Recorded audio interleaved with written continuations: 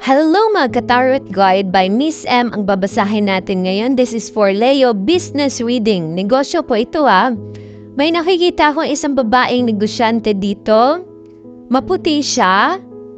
She's very independent, no? And the Empress here. Ikaw to. May Hierophant, may mga tao ka. No, you're a leader.